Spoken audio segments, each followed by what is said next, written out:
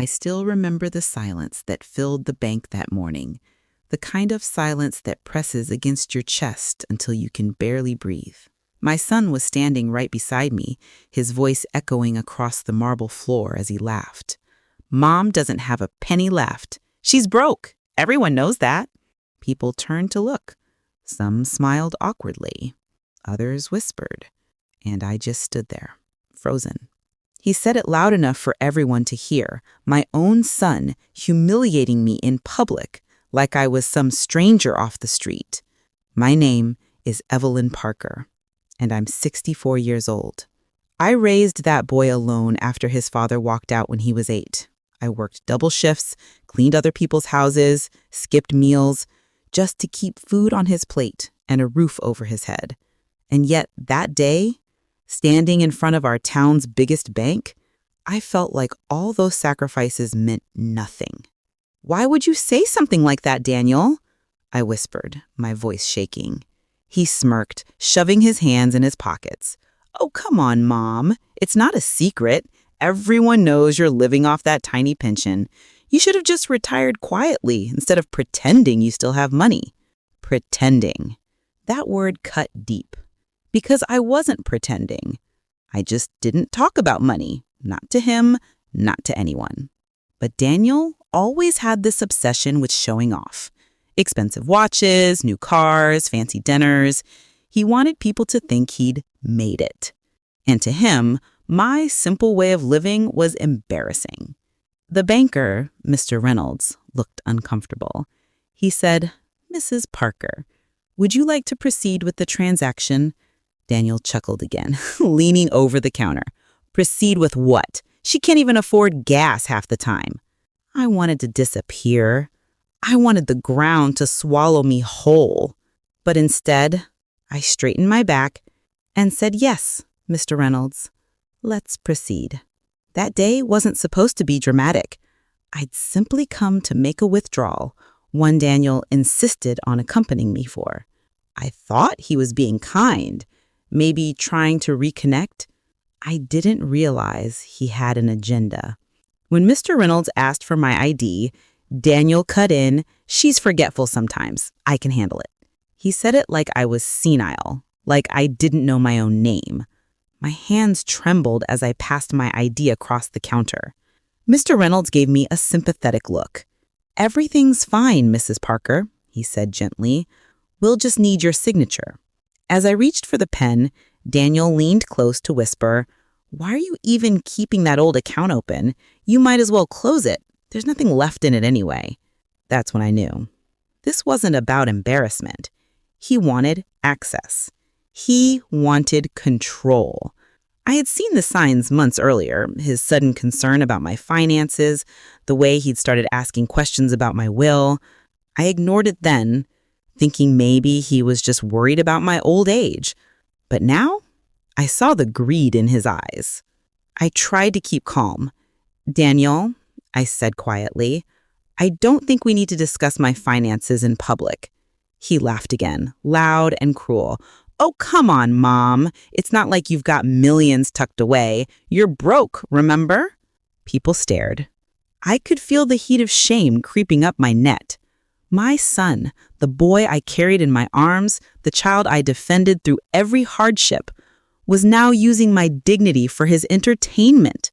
When the transaction was done, Mr. Reynolds cleared his throat. "Would you like me to print your account summary, Mrs. Parker?" Before I could answer, Daniel said, "Sure, print it. Maybe she'll finally stop pretending she's rich." I almost told him to stop. Almost.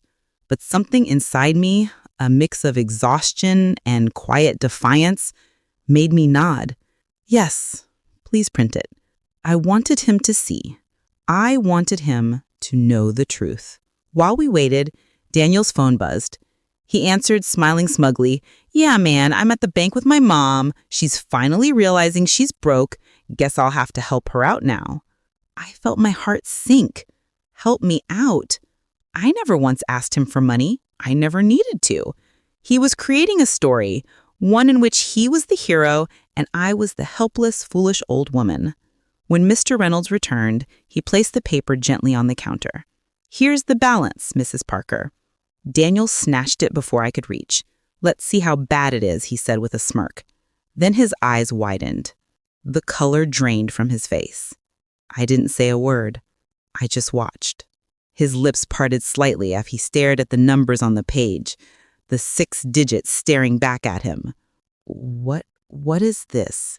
He stammered. I tilted my head, calm but trembling inside. That, I said softly, is what you call savings. For a long moment, he just stood there, speechless. His voice cracked when he finally said, You have that much? Since when? I gave him a faint smile. Since before you learned how to count, Daniel. The banker looked away politely, pretending not to hear. But I could feel the room shift. The silence now weighed with his embarrassment. For once, I wasn't the one ashamed. Daniel's jaw clenched. Why didn't you tell me? I said, because I wanted to see how you'd treat me when you thought I had nothing. He looked furious, not out of guilt, but because his performance had just collapsed. His plan to humiliate me, to gain access, had failed in front of witnesses. I could almost see the storm building behind his eyes. He grabbed my arm roughly as we stepped outside. You made me look like an idiot in there, he hissed. No, Daniel, I said quietly. You did that all by yourself. He glared at me, jaw tight. You don't understand, Mom. You could have told me. I was trying to help you. I turned to face him fully. Help me what? By calling me broke in front of strangers? He didn't answer. His silence said everything. And in that silence, I realized this wasn't over. This was just the beginning of something much darker. He wasn't embarrassed because he'd hurt me. He was embarrassed because he couldn't control me. And when a greedy man feels powerless, that's when he becomes dangerous. Daniel didn't speak to me for 2 days after that incident at the bank. Not a call, not a text, nothing. I thought maybe he was reflecting on what happened, feeling some sort of shame. But on the 3rd day, he showed up at my doorstep, smiling. That fake, charming smile he used whenever he wanted something. Hey, Mom, he said casually, leaning against the door frame like nothing had happened. Can I come in? I hesitated but stepped aside. Of course, I said, my voice cold but polite. He walked in, glancing around the living room like he was taking inventory. You've really kept the place nice, he said, for someone who's living simply. There it was again, that jab, that little twist of the knife wrapped in politeness. I took a deep breath and sat down. What do you want, Daniel? He chuckled, sitting across from me. Come on, Mom, can't I just visit my mother? You never just visit, I said. You always have a reason. He leaned forward, resting his elbows on his knees. All right, you got me. I wanted to talk about your money. I felt my stomach tighten. My money? He nodded quickly like he was about to pitch a business deal. Yeah, look, I know I didn't handle things great at the bank, but I was just surprised. You've been sitting on that kind of cash all this time? You could have invested it, made it grow. I know a guy who can double that amount within a year. Real estate, Mom, that's where the money's at. I stared at him in disbelief. You embarrassed me in public, called me broke, and now you're here to talk about investing my money? Mom, don't make it sound bad. I'm trying to help you. You're not getting any younger, he said, his tone softening artificially. What if something happens to you? You don't want that money just sitting there. I know exactly where I want it to sit, I replied sharply. He sighed, rubbing his temples. You're being stubborn again. You don't trust me, do you? I met his eyes. No, Daniel, I don't.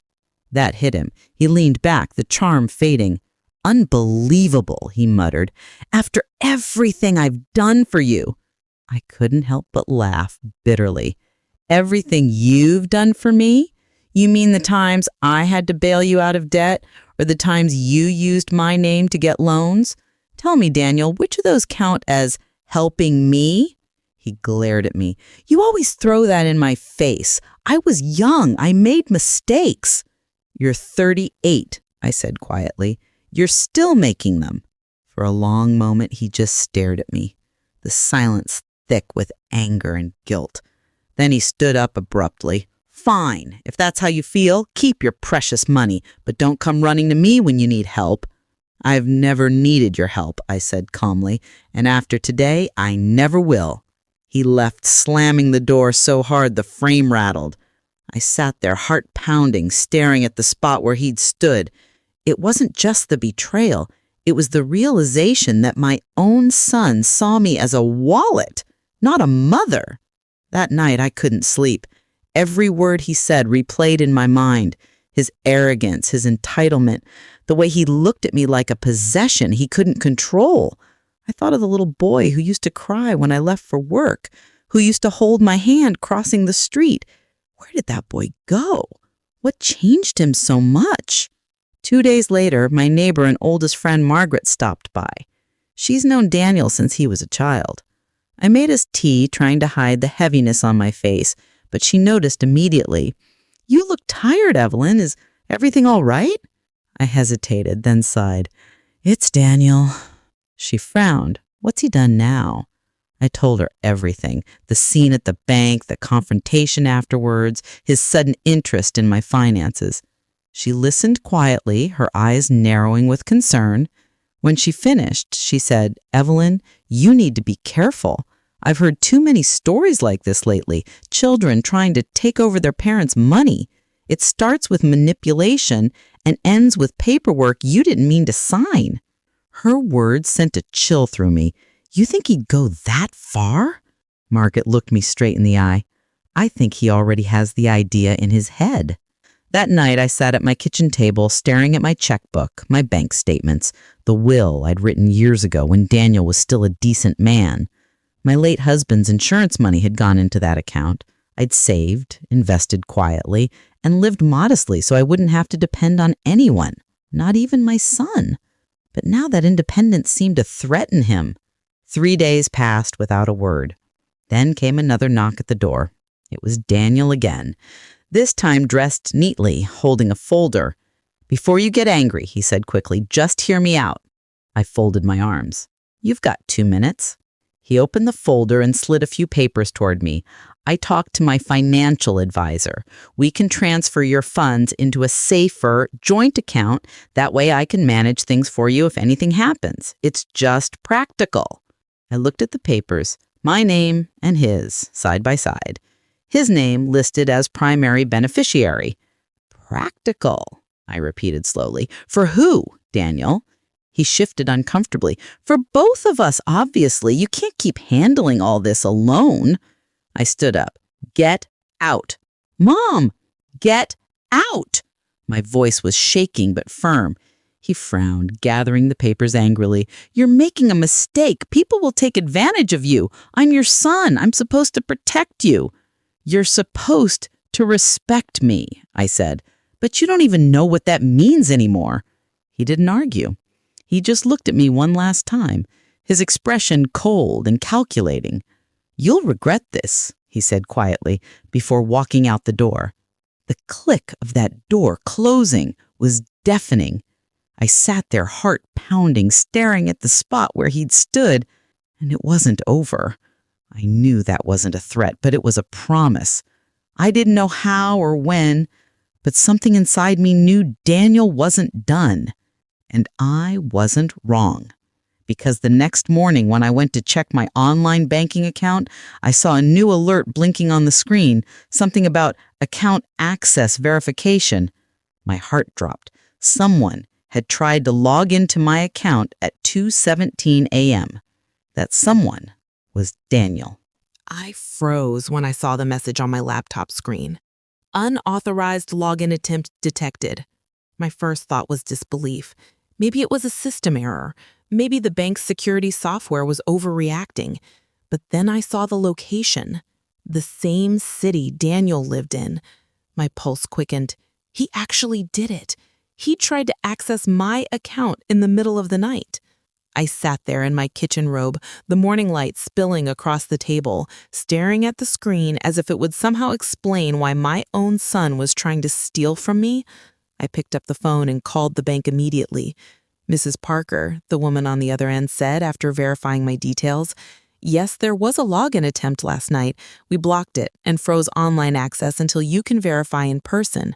I thanked her, but my hands were shaking. When I hung up, I couldn't hold back the tears. Not from fear, but from heartbreak. The boy I raised had turned into someone I didn't recognize.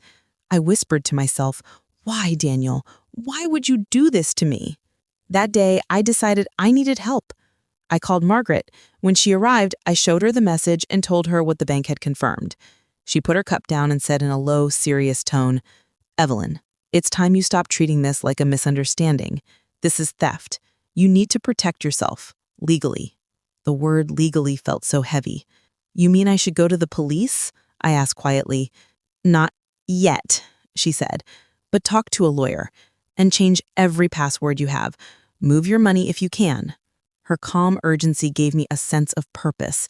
For the first time in days, I felt like I wasn't just reacting, I was taking control. That afternoon, I went to the bank in person. Mr. Reynolds was there again, his familiar, gentle smile a comfort. "Mrs. Parker, we've secured your account. Would you like to set up new credentials?" "Yes," I replied. "And I'd like to add a note. No one, and I mean no one, gets access without my physical signature." He nodded. "Of course. Would you like to move your funds to a private holding account? It adds another layer of security." I hesitated for a moment, then nodded again. "Yes, do that." When I left the bank, I felt a strange sense of empowerment. Small, but real. But deep down, I knew Daniel wouldn't stop there. Sure enough, that evening he called. His voice was cheerful. Too cheerful. "Hey, Mom, how are you?" I didn't answer right away. "What do you want, Daniel?" He laughed softly. "Why do you always assume I want something? I just want to check in, after the argument we had." "You mean the one where you tried to convince me to hand over my life savings?" I said coldly. "Mom, come on, don't make it sound like that. I was just trying to look out for you. If anything happens, I'll be the one handling things anyway." "Not anymore," I said coldly. "You lost that right." There was silence for a few seconds.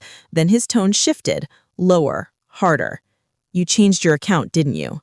I felt my breath catch. "What are you talking about?" "Don't play dumb, Mom. I saw the alert. You moved the money." My heart skipped. "How did you—" He cut me off. "You think you can outsmart me? I was just testing your system, making sure it was secure. By pretending to be me at 2 in the morning? Fine," he snapped. "You want me to see me as the bad guy? Go ahead. But when everything falls apart, don't expect me to fix it." And then he hung up. Just like that. I sat there, phone in hand, my entire body shaking. It wasn't just anger anymore, it was fear. Not of losing my money, but of what he might do next. The next few days were quiet. Too quiet. I tried to go about my normal routine. Morning walks, watering the garden, volunteering at the library. But every time I heard a car pull up outside, my heart jumped. Every unknown number on my phone made my stomach twist. Then one afternoon, I received a letter in the mail. It was from a law firm. The envelope was crisp and formal. I tore it open and froze as I read the first line. "Dear Mrs. Parker, this is to inform you that your son, Mr. Daniel Parker, has expressed concern regarding your mental competency and financial management." I dropped the letter. My knees nearly gave out. He wasn't just trying to steal from me, he was trying to have me declared incompetent. Margaret found me an hour later, still sitting on the couch, holding that letter like a piece of burning coal. When I told her what it said, she gasped, "Oh, Evelyn, he's trying to get control of your assets through the court." "I can't believe it," I whispered. "My own son." "You need a lawyer," she said firmly. "Immediately." That evening, I made a call to Mr. Harlan, a family attorney recommended by one of my friends from church. He met me the next day at his office. "Mrs. Parker," he said after listening carefully to everything, "what your son is attempting is called conservatorship fraud. It's not uncommon. Children sometimes use it to gain control of an elderly parent's estate." I felt sick to my stomach. What can I do? He leaned forward. "First, we file a legal notice stating that you are fully competent and that your finances are secure. Second, we prepare documentation to prove that your son's actions, the bank login attempt, the public humiliation, the pressure, show a pattern of manipulation. His confidence steadied me. "Do you think he can win?" I asked quietly. "Not if we move quickly, and not if you're willing to fight." For the first time in weeks, I felt something fierce rise inside me. "I've been fighting my whole life, Mr. Harlan. I'm not about to stop now." He smiled. "Good, because this might get ugly before it gets better." He was right. The next few weeks were chaotic. Papers filed, phone calls made, statements collected, and then came the court notice. A hearing date had been set. Daniel wanted the judge to believe I was unfit to handle my own money. When I saw his name printed on that document, bold and cold beneath the legal text, something inside me broke, but something else hardened. I wasn't just a mother anymore. I was a target. And if my son wanted a war, then a war he would get. The morning of the court hearing, I sat on the edge of my bed, staring at the black dress laid out beside me. It wasn't fancy, but it was neat and respectful. The kind of thing that said, "I may be old, but I still have dignity." My hands trembled as I buttoned it up.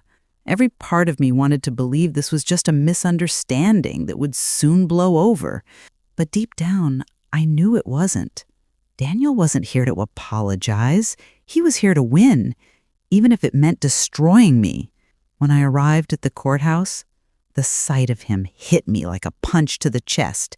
He stood at the other end of the hallway in a navy suit, chatting with his lawyer like this was a business meeting.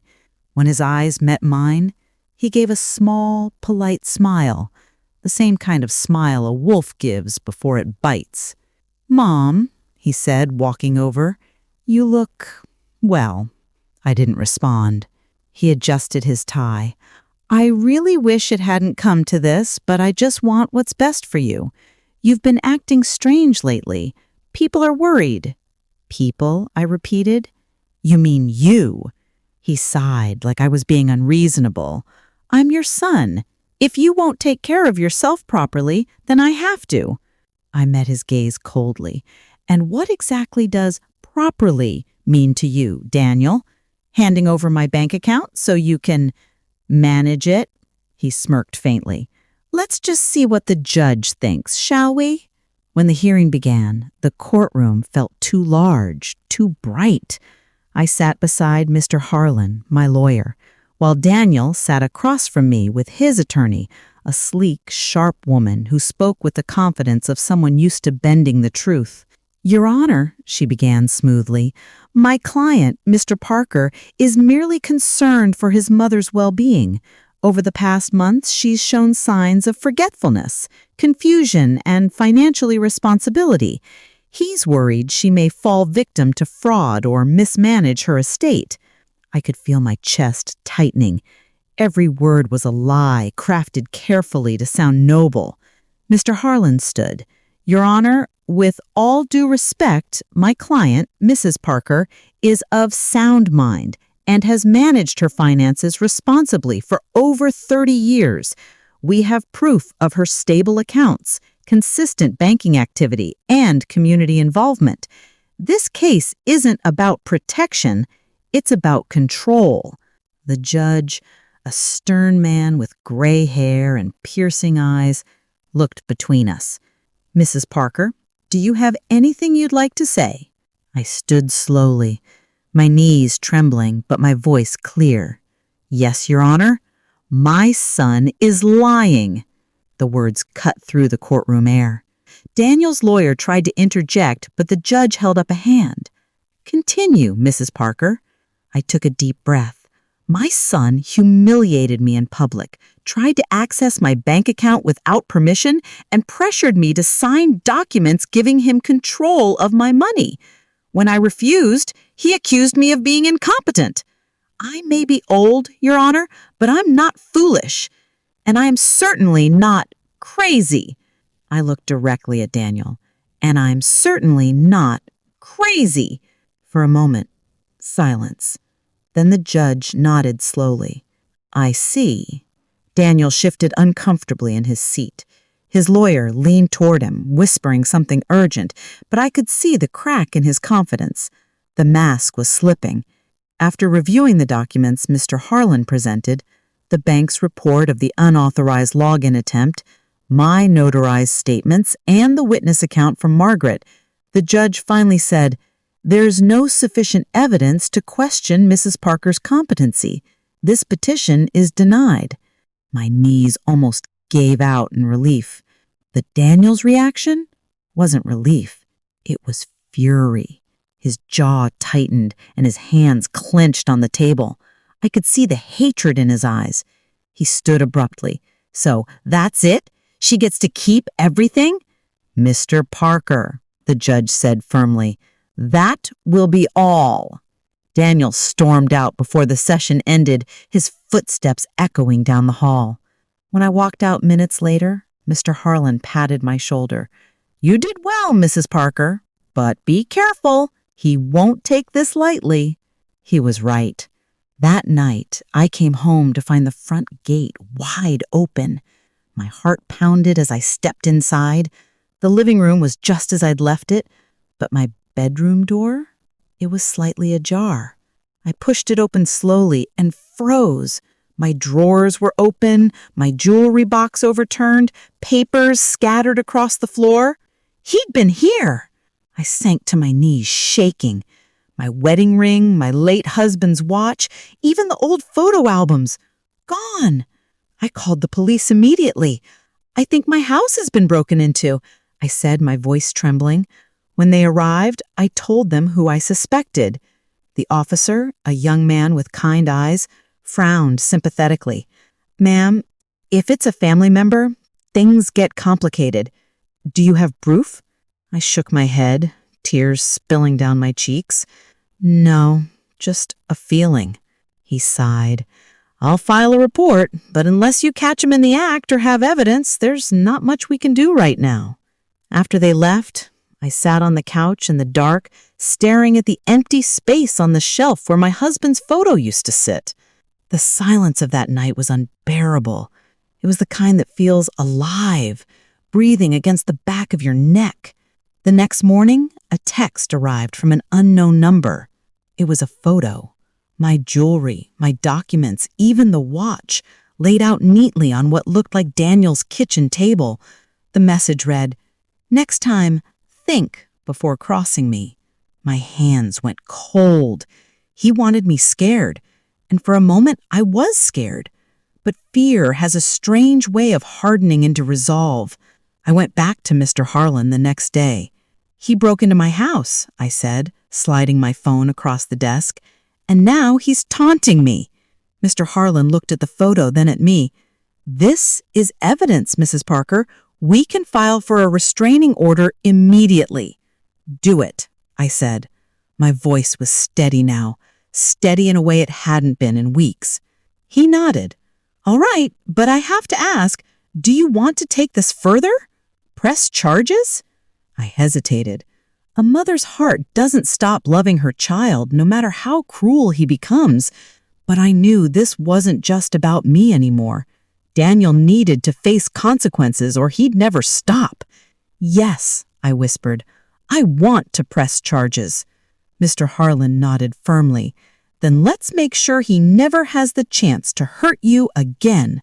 But what I didn't know then, what I couldn't have imagined, was that Daniel was already planning his next move, and this time he wouldn't just come after my money or my property. He was coming from my reputation.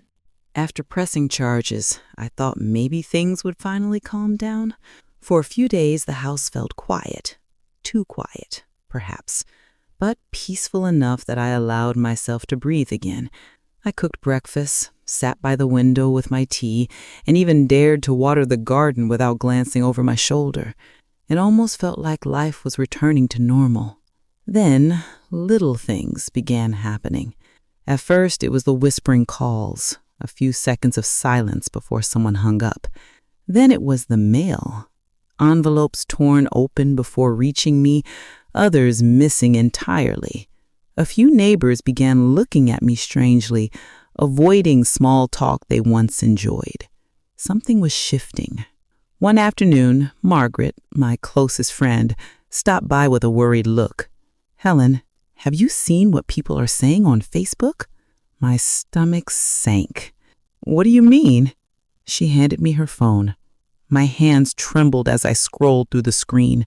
There it was, a post from an account with Daniel's smiling profile picture written like a heartfelt confession. It breaks my heart to see my mother deteriorating like this. I love her, but she refuses help. She forgets things, accuses me of theft, and now she's pressing false charges. Please pray for her. I don't know what else to do. Hundreds of likes, dozens of sympathetic comments. Poor woman. Alzheimer's is so cruel. He's such a devoted son for standing by her. My face flushed with anger and humiliation. He's poisoning everyone against me. Margaret nodded grimly. He's clever, Helen. He's playing the victim this time. And it was working. The next morning, when I walked into the local store, the cashier, a girl who once called me Aunt Helen, barely looked at me. A couple of regulars whispered quietly, eyes flicking toward me and then away. I left without buying anything. That evening, I sat in the dark of my living room, watching the shadows crawl across the floor. I realized Daniel wasn't just trying to control me anymore. He wanted to erase me, make everyone believe I was losing my mind. But he underestimated me. I decided if he wanted to play this game, I'd learn the rules and beat him at it. The next day, I went to see Mr. Harlan again. He's destroying my reputation, I said, showing him the screenshots. Can we sue him for defamation? He rubbed his chin thoughtfully. It's tricky. He's not naming you outright as mentally unfit. He's framing it as concern. That makes it hard to challenge legally. So he gets to lie and I get to suffer? I said bitterly. Mr. Harlan leaned forward. Maybe we can't stop him publicly yet, but we can trap him privately. If we can prove malicious intent, his credibility is gone. That gave me an idea, one that began forming like a quiet storm in the back of my mind. I decided to stop reacting. No arguments, no denials, just silence. Let him think I was defeated, too tired to fight. And while he relaxed, I'd gather everything, messages, witnesses, evidence, piece by piece. I started by setting up hidden cameras in my home, a discreet one in the hallway, another in the living room facing the front door, and one more near my bedroom. I hated the idea of spying in my own house, but it wasn't safety I needed anymore. It was proof. Then I created a new email address under a different name, M. Parker, short for Mary Parker, an old family friend who had passed years ago. Using that, I sent Daniel a message pretending to be a real estate agent. Hi, Daniel. I heard your mother's property might soon be up for sale. I'm interested in representing it if you're the contact person. Please confirm. I waited. Within an hour, he replied. Yes, I'm handling it. The paperwork is almost sorted. Should be ready for market soon. That was all I needed. He'd admitted to trying to sell my house without even consulting me. I forwarded the message to Mr. Harlan immediately. There's your malicious intent, I wrote.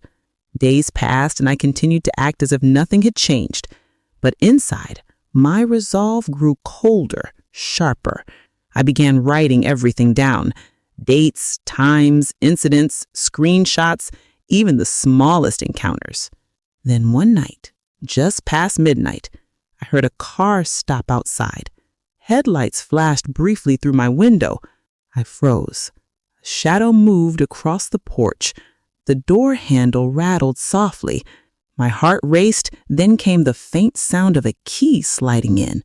I grabbed my phone and quietly turned on the recording app. The door opened. Daniel stepped in, his silhouette outlined by the dim porch light. He moved quietly, methodically, like he'd done this before. He walked to my desk, opened drawers, and started taking documents.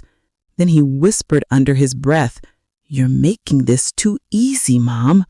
I caught every word. When he left, I sat trembling for 10 minutes before daring to breathe. The hidden camera had caught it all. His face, his voice, his crime. The next morning, I sent the video and audio file to Mr. Harlan. He didn't even try to hide his satisfaction. "This is it," he said. "With this, we can take him to court and win." But I didn't feel relief. Not yet. Something told me Daniel wouldn't stop until he was cornered. And when he was, he'd lash out harder than ever. That feeling was confirmed 2 nights later. I woke up to the smell of smoke. For a terrifying moment, I thought the house was on fire. I ran to the kitchen, coughing, and there it was, a small blaze on the counter, flames licking the edge of a towel near the stove. I grabbed the fire extinguisher and put it out, heart pounding. When the smoke cleared, I saw it. The window, over the sink, pried open from the outside. Someone had been here again. On the table, a note written in Daniel's handwriting. "You should have just signed the papers." That's when I realized this wasn't just about revenge or control anymore. He was dangerous. I called the police again, this time with the video, the audio, and the note. They took it seriously now, very seriously. Detective Alvarez, a calm woman with sharp eyes, assured me, "Mrs. Parker, we'll handle this. He won't get near you again." But as I laid in bed that night, unable to sleep, I knew one thing for certain. This battle wasn't over. If Daniel had declared war on me, then I would fight. Not as a helpless old woman, but as a mother who refused to let her son destroy what was left of her life. Still, I had one more plan, a hidden move Daniel could never predict. And when the time came, that plan would be the very thing that brought him to his knees. I remember lying awake that night, my heart hammering like a trapped bird, feeling the weight of every decision I'd made in my life press down on me. The house was quiet, except for the soft hum of the refrigerator and the distant sound of a police cruiser making its rounds. Detective Alvarez had promised to increase patrols and install a temporary neighborhood watch app so people around me would be alerted to anything suspicious. Practical things that made me feel safer, if only a little. I kept replaying the video of Daniel creeping through my home, the way he handled my papers like they were trash. I kept thinking about that note. "You should have just signed the papers." People always ask me how a mother can press charges against her child. They ask it like love should make you blind. Love doesn't make you blind. It makes you honest. I loved Daniel enough to try every other way first, to talk, to be patient, to hope he'd remember the boy he used to be. But when he chose villainy, I chose survival. And mothers survive. The weeks that followed were a strange mixture of adrenaline and exhaustion. The restraining order was granted, temporary but effective.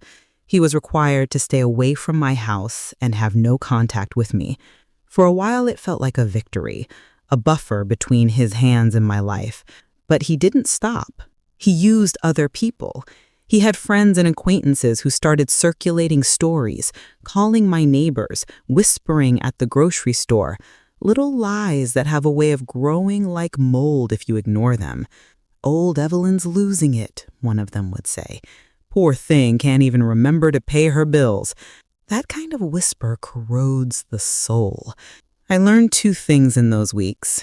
1, fear is a tool people like Daniel use to control you. 2, evidence is the only language they respect. So I kept collecting it. Every voicemail, every weird email, every visit from someone he'd sent. I recorded conversations, always legally, always letting the other person speak first so their words would be clear and unprompted. I saved bank notices, housing ads, and screenshots of that fake Facebook post with his smiling face on it. I printed everything and put it in a locked cabinet in my home office, the cabinet that, by then, only I had the key to. People started to ask questions, of course. "How are you holding up?" the Sunday ladies from church would say. touching my arm with blank, polite concern. I smiled and said what people wanted to hear. I'm fine. But that was the surface. Underneath, I was assembling a map of Daniel's intentions, thread by thread. There was a turning point, quiet and small, the kind of moment that later reads like fate, but at the time felt like stubbornness. It was the day I put the house in order, not to sell, not to hide, but to make it obvious.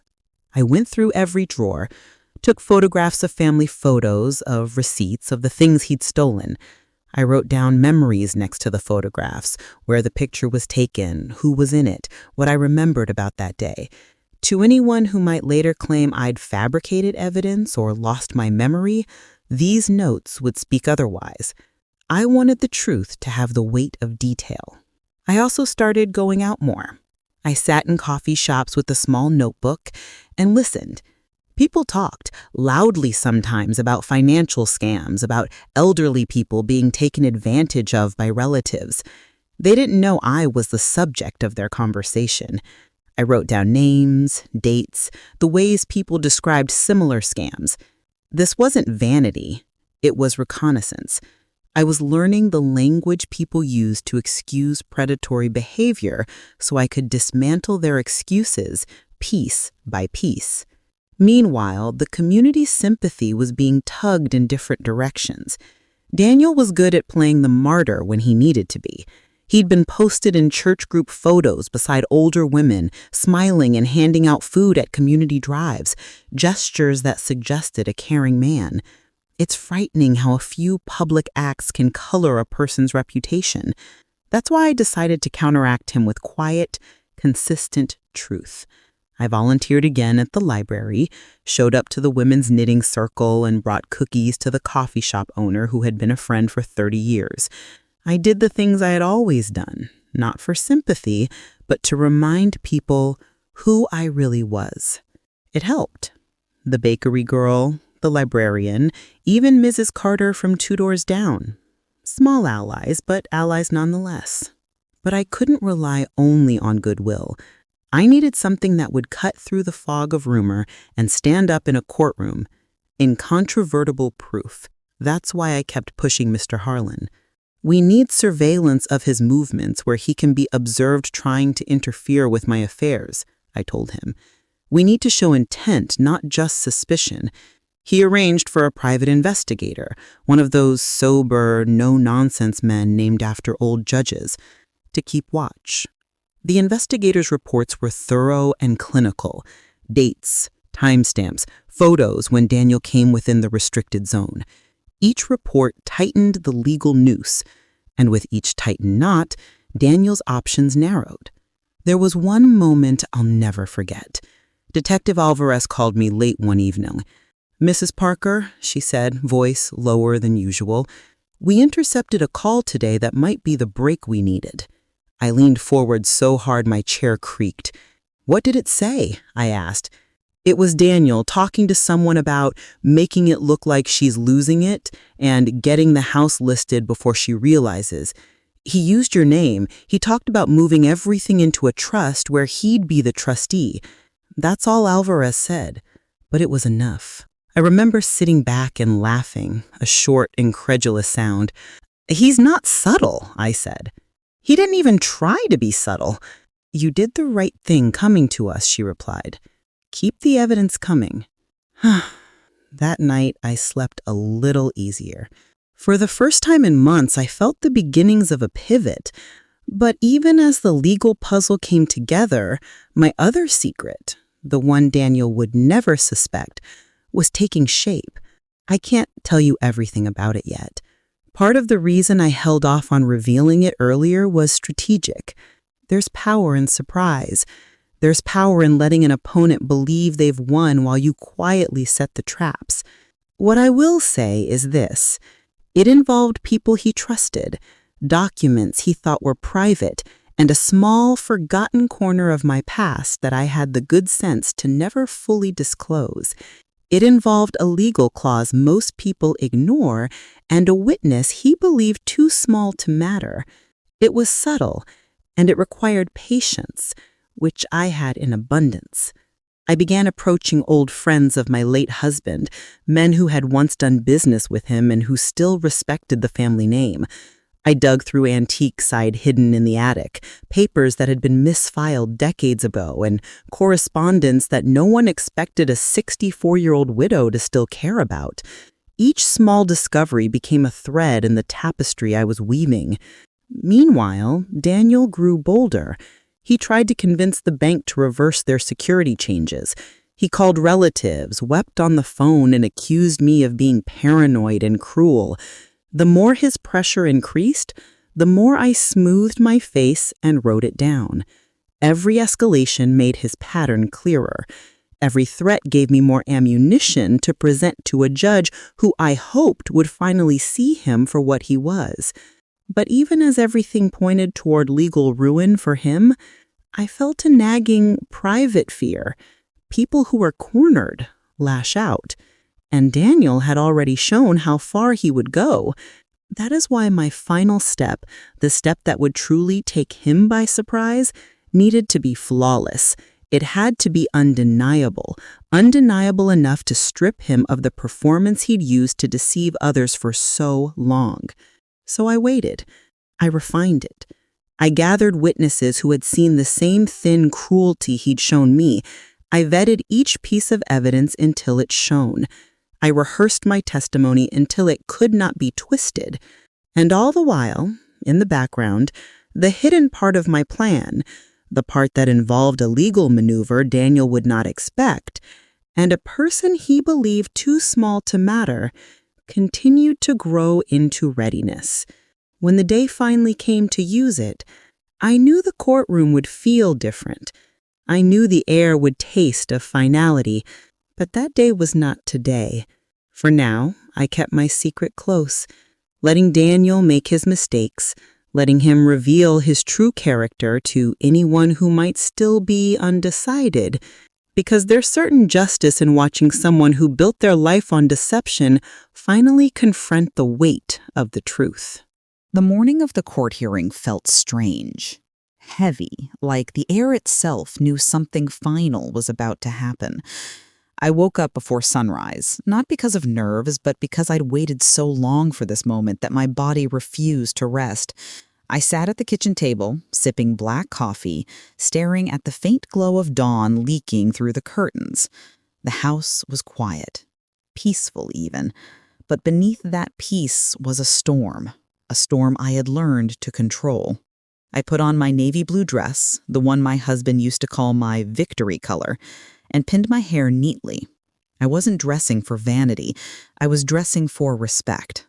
For too long, Daniel had painted me as fragile, confused, unwell.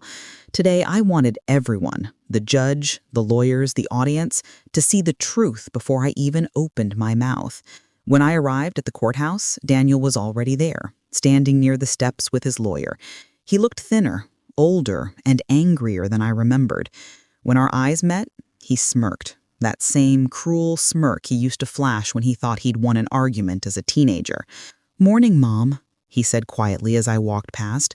"I hope this circus is worth it." I didn't answer. I just gave him the same calm, unreadable smile I'd been practicing for weeks. Because what he didn't know was that this was the day the truth would turn on him like a mirror. The courtroom was small, but filled to the brim. Neighbors, distant relatives, even members of the church who once whispered behind my back. Everyone was curious. After all, how often does a mother take her son to court? The judge, a stern woman named Justice Elaine Brooks, took her seat. "We are here today regarding charges of trespassing, attempted fraud, and harassment," she announced. Her tone was cool, detached. "Mrs. Evelyn Parker versus Mr. Daniel Parker." Daniel's lawyer stood first, spinning a story so smooth it almost sounded believable. He spoke of family misunderstanding, of miscommunication, of a son who only wanted to protect his mother from financial ruin. He painted me as a woman who had grown paranoid with age, and his voice dripped with fake compassion. When he finished, he turned slightly toward me and said, "With all due respect, Your Honor, Mrs. Parker's recent behavior reflects confusion more than malice. We simply want what's best for her. The judge nodded slowly, jotting down notes. Then she turned to my lawyer. Mr. Harlan, your response. Mr. Harlan stood, buttoned his coat, and said, Your Honor, I'd like to call my client, Mrs. Parker, to the stand. My heart thudded once, hard, as I made my way up. I placed my hand on the Bible, swore to tell the truth, and sat. Mrs. Parker, Mr. Harlan began gently, in your own words, can you tell the court what brought us here today? I took a deep breath. My son, I began slowly, told the world I was broke. He told people I was losing my mind. He tried to take my home, not because he wanted to protect me, but because he thought I was weak enough to let him do it. But I wasn't. There were murmurs behind me. I continued, voice steady but full of quiet fire. I raised Daniel alone after his father passed. I gave him everything I had, money, time, love, forgiveness. But when greed entered his heart, he stopped seeing me as his mother. He saw me as a bank account. Mr. Harlan nodded. Mrs. Parker, do you have evidence to support these claims? Yes, I said firmly, plenty. He turned to the screen beside the bench. Your Honor, with permission, I'd like to play a recording from Mrs. Parker's home security footage dated 3 weeks prior. The judge nodded. The video began, the dim image of my hallway at night, Daniel creeping in with a flashlight, rummaging through drawers, his voice whispering, You're making this too easy, Mom. Gasps filled the courtroom. Daniel's face drained of color.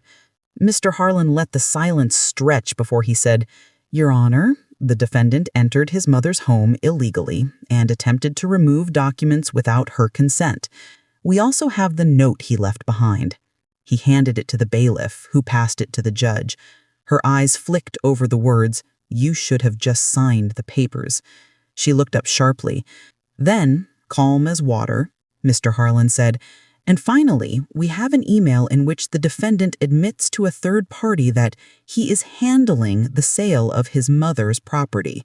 This was a lie, as the house is legally owned solely by Mrs. Parker. Daniel's lawyer jumped up. Objection! That email could have been fabricated! Mr. Harlan smiled slightly. Actually, Your Honor, the sender's IP address was verified by the bank's cybersecurity team. It originated from Mr. Parker's home computer. A ripple of murmurs swept through the room again. Daniel's face twisted in frustration.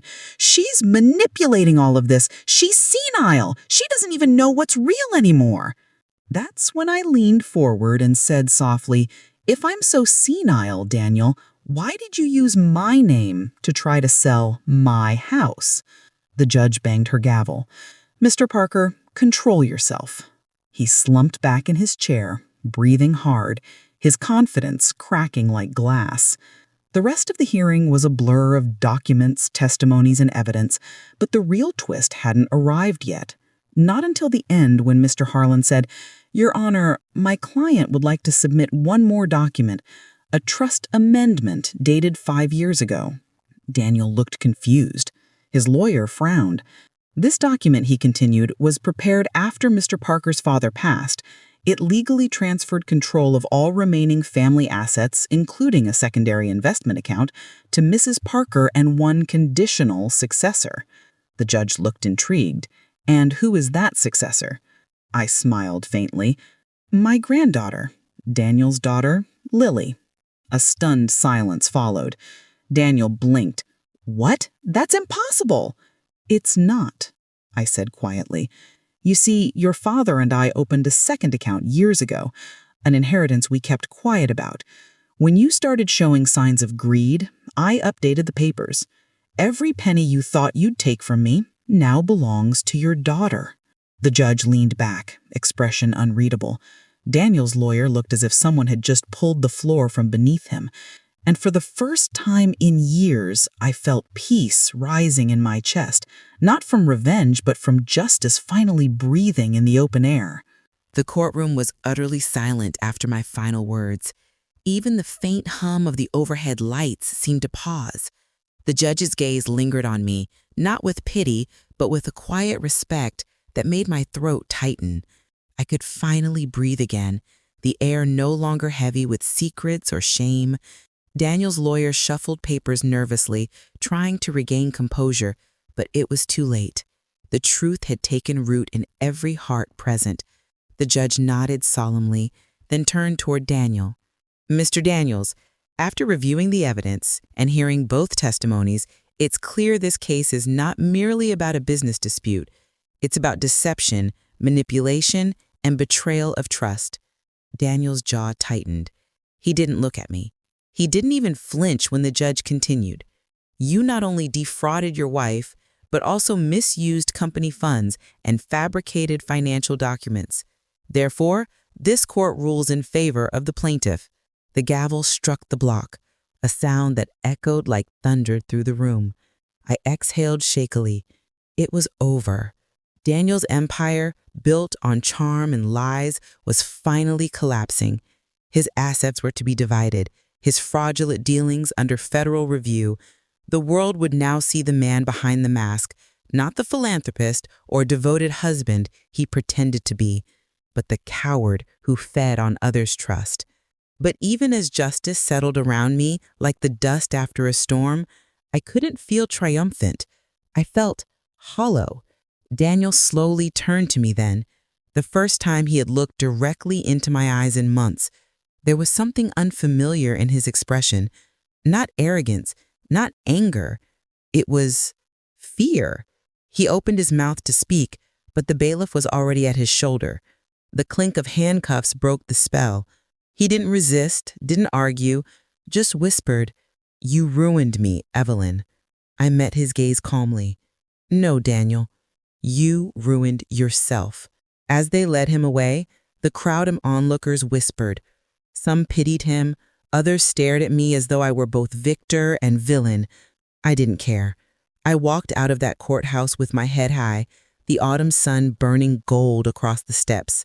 For the first time in years, I felt light. Later that evening, I sat on my porch with a cup of tea, staring at the horizon as the sky bled into hues of violet and crimson. The wind carried the faint scent of rain. Freedom had a strange taste, bittersweet and quiet.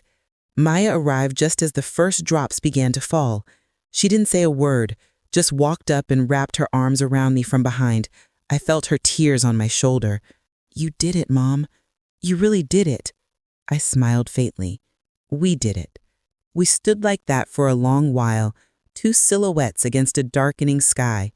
It wasn't the fairy tale ending I once dreamed of, but it was real, raw, and earned. 2 weeks passed before I heard from Daniel again. His lawyer called, requesting one final meeting for closure, he said. I almost refused, but something inside urged me to face him one last time, not out of anger, but to truly let go. The meeting was in a small, cold visiting room at the county detention center. When Daniel entered, he looked older, thinner, stripped of the confidence that had once wrapped around him like armor. His hands trembled slightly as he sat. "He didn't call you here to fight," he said quietly. "I just needed to know, was it all worth it to you? Destroying me?" I studied him, the man I had once loved, the father of my child, now reduced to a shadow of himself. "It wasn't about destroying you, Daniel. It was about surviving you." He blinked, his lips parting as if to argue, but no words came. "You could have told the truth," I continued softly. "You could have made things right before it came to this, but you kept lying, even when you saw it tearing us apart." He leaned back, staring at the ceiling. "You think I wanted it to end like this? I was trying to protect you from the fallout, from the truth?" I interrupted. "No, Daniel, you were protecting yourself. You always were." Silence. Only the hum of the fluorescent light above us. He lowered his eyes. "You were always stronger than me," he said finally, almost to himself. Maybe that's what scared me the most. For a fleeting second, I saw the man I once loved, not the manipulator, but the broken dreamer underneath. And for that moment, I felt not hate, but pity. I stood up. "Goodbye, Daniel." As I walked out, I didn't look back. The door closed behind me with a final metallic click. the sound of endings and beginnings. Months later, life found its rhythm again. Maya finished her exams and started working part-time at a community center. I threw myself into rebuilding what Daniel had tried to take, not just money or reputation, but me. One morning, I found myself at the old cafe where everything had started years ago, where I'd first seen Daniel across the room, smiling that easy smile. The same cafe where I'd once believed in forever. Now, I sat at the same table, alone, but at peace. I ordered my coffee and smiled at the irony of it all. As I stirred the cup, I realized something profound. Closure doesn't always come in a courtroom or a confession. Sometimes it comes quietly, in the spaces where pain once lived. A few weeks later, Maya came running into the kitchen, her face glowing. She said, "Mom, you won't believe it," she said, waving her phone. "They dropped the final appeal. It's done, completely done." I laughed, a sound that felt new, light, free.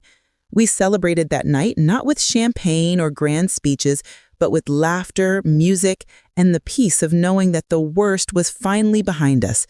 As I stood by the window later, watching the stars, I whispered a silent thank you to the pain, to the lessons, and to the courage that kept me standing when everything else fell apart. Because sometimes justice isn't just about punishment. It's about reclaiming your story. And I had finally reclaimed mine.